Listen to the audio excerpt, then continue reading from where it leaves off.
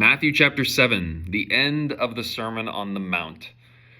I mentioned in the past few videos that the Sermon on the Mount has been the most transformative, the most inspiring thing to ever interrupt my life and completely change everything around. It was the first thing that I ever really dug into when following Jesus. In fact, it is the reason that I started to follow Jesus. It's important for me to say, I mentioned it in the little preface video. I'll mention it whenever it's appropriate in these, that I did not start following Jesus and then learn about Jesus. I spent a long time learning about Jesus. Not a very long time. It was 6 months maybe of very intense learning about Jesus when I just sort of realized, I believe this. I think that's important to say because nothing can get in the way of this belief because you can't erase this story. For someone, when you look at a bunch of apologists and skeptics who debate different facts and the skeptics I'm never too interested in, but the apologists I'm very interested in because they will say things about the historicity and the facts and the physical evidence that we have and the historical records and whatnot. And then I go back to the Sermon on the Mount and I'm like, did you read that? And did that do nothing to you? Because all I had to do was read this and it changed my life. And reading this and bringing it into my heart, truly, I'm not trying to be poetic or artsy or whatever, but in trying to embody this and believing what I'm reading, it brought me to believe in the one that I now call God. Because you can never know in life if God is real or not. You don't know. There's no proof. People who try to claim proof about something like that, what are you talking about? This is a being that created the universe, that existed before existence, that thinks in a language that doesn't exist and builds planets with a math that we haven't discovered yet. And you think that you've got proof because of some little thing that we found in the dirt or something? I'm not taking away from that stuff as being important for us to understand where this came from. In fact, I'm very interested in the area of scholarship that deals with the textual evolutions that we can trace back through history, the scrolls that are preserved and what we can learn from that. But if that's why you believe this, then you didn't read it, I guess, or there's nothing there. I think this is so compelling to believe that that God that I was describing, if you want to just say I'm open to the idea that a God exists, then I would say from now completing the Sermon on the Mount in this video, this is a God. If you want to just pick a God to follow, this is the story of a God who becomes a human to live among us. The first words out of his mouth are, "Blessed are the poor in spirit, for theirs is the kingdom of heaven." All he does is talk about very difficult things that, when you trace them into our modern day, are the foundations of all the stuff that should anger you from a secular perspective, and that people don't like, no matter their religion, their culture, or their political beliefs. And he ends it by saying, this is going to be very hard. This is a God that tells the truth. This is a God that walked the walk after talking the talk. Because as he says that this is going to be very hard at the end, that I'm sure we'll get to in this, which, by the way, I haven't read any of these before us reading them here.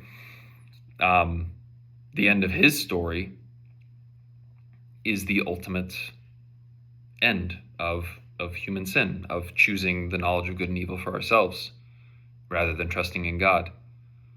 And he took that, and he went to the grave, and he beat it, which tells us if we follow this path, then we beat sin. Sin can't do any, death can't do anything to us. And I like to think that it's like a momentum thing. When enough people start to do that, you start to see truly Eden, heaven, unraveling in the world. Anyway, that was a long preface to Matthew chapter 7. Was the prompt that I used for the same Google Gemini bot that I have described in my preface video in the past. We have reached the concluding movement of the Sermon on the Mount, Matthew 7. If chapter 5 was about the heart and chapter 6 was about motivations, chapter 7 is about judgment and action. Jesus brings his listeners to a point of decision, warning that spiritual knowing is worthless without doing. Part 1. Who was Jesus? Matthew 7 reveals Jesus as the righteous judge and the firm foundation, the discerning teacher. Jesus demonstrates a profound understanding of human hypocrisy, our tendency to be sin spotters in others while being sin extenuators in ourselves, the speck versus the log. The prophet of the narrow way. He isn't a universalist in the modern sense. He describes himself as the architect of a narrow gate, verses 13 through 14. He is the one who defines the boundary between life and destruction,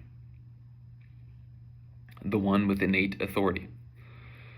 The chapter ends with the crowds amazed because he taught as one who had authority, not like the legalistic scribes, verses 28-29. He doesn't just quote experts, he is the expert. Part 2, what was his mission? Jesus' mission here is to move his followers from religious theory to kingdom practice, establishing the golden rule. He summarizes the entire law and prophets into one proactive command. Quote, "So in everything, do to others what you would have them do to you." Verse 12.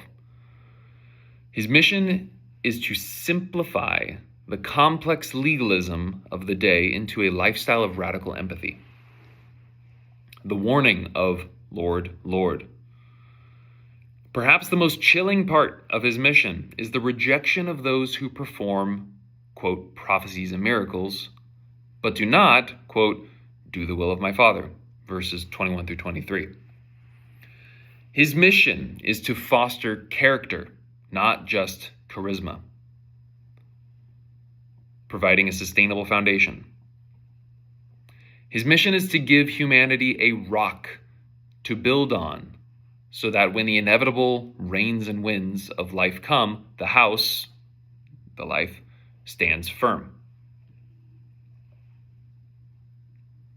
Part 3. How should Christians engage with the world today? Matthew 7 offers a masterclass in humble discernment. Non-judgmentalism versus discernment. Jesus says, do not judge, verse 1. But he also says, watch out for false prophets and do not give dogs what is sacred, verses 6 and 15. Christians are called to engage the world by first dealing with their own logs, self-critique, before they ever attempt to correct the world. Persistent prayer. The command to ask, seek, knock, verse 7, suggests that engagement with the world must be fueled by a constant active reliance on God's provision. Fruit checking. Christians should engage the world not based on people's labels or claims, but by looking at their fruit, the tangible outcomes of their lives and policies. Verse 16. Part 4, Modern America, exemplifying Jesus. An example of this is found in interfaith or community coalitions that focus on the Golden Rule through tangible service. When people of faith stop arguing over fine print theology, the speck, and instead come together to build low-income housing or fight food insecurity, the fruit, they are doing the will of the Father.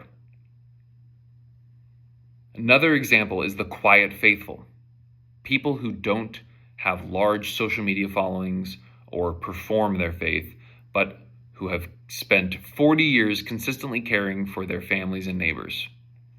They are the houses built on the rock that remain standing after cultural fads have washed away the sand of more popular, superficial leaders. Part 5, Modern America, the antithesis. The antithesis is found in performative orthodoxy and scandal-ridden celebrity culture. The plank eye critic. Modern social media is essentially a log eye factory. We see groups that are obsessed with the moral failings of their enemies while ignoring systemic corruption or moral rot within their own circles. Wolves in sheep's clothing, verse 15.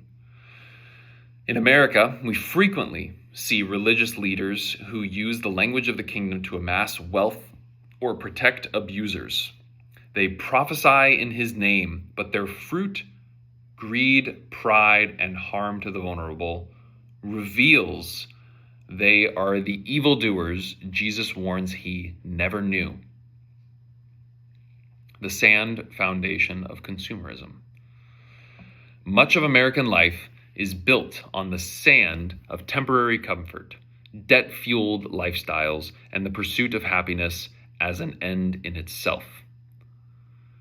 When economic or social crises hit, these lives often collapse with a great crash because they lacked the bedrock of character and spiritual discipline.